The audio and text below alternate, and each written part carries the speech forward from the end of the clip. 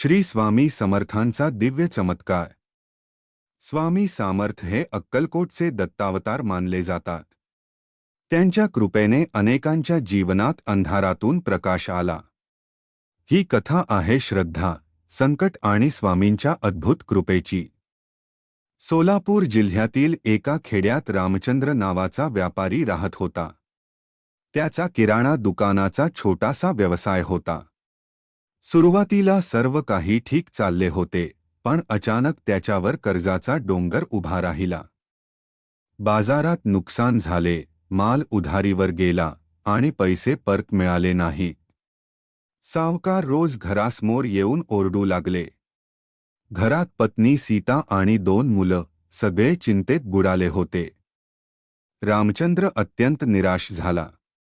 देवा, आता काय करायचं, तो रात्री जागून विचार करीत असे।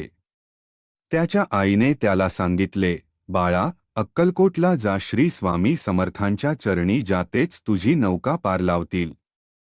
दुसऱ्या दिवशी तो अक्कलकोटला गेला। स्वामी समर्थ त्या वेळी मठात बसले होते। त्यांच्या तेजस्वी डोळ्यात करुणा होती। रामचंद्र त्यांच्या चरणी पडला आणि रडत रडत सर्व दुःख सांगितले।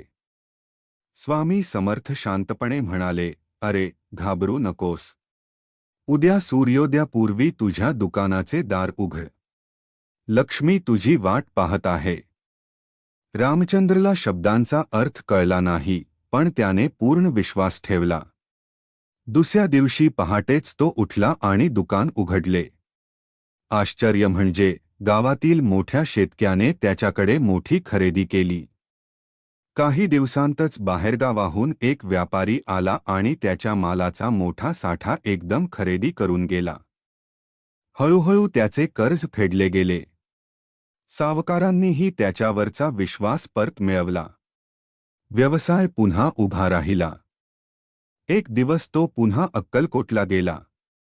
स्वामी समर्थ त्याच्याकडे पाहून हसले आणि म्हणाले, आता समजलंस का? विश्वास ठेवलास म्हणून सर्व काही सुरळीत झाले। रामचंद्रच्या डोळ्यात आनंदाश्रू आले। त्याने ठरवले की आयुष्यभर स्वामींचे नामस्मरण करायचे आणि गरजूंना मदत करायची। त्या दिवसापासून त्याच्या घरी रोज श्री स्वामी समर्थ या नावाचा जप होऊ लागला।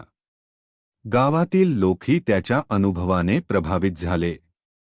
अनेकांनी श्रद्धेने स्वामींचे स्मरण सुरू केले।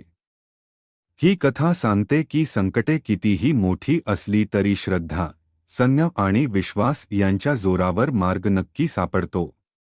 स्वामी समर्थांचे आशीर्वाद असतील तर अशक्यही शक्य होते।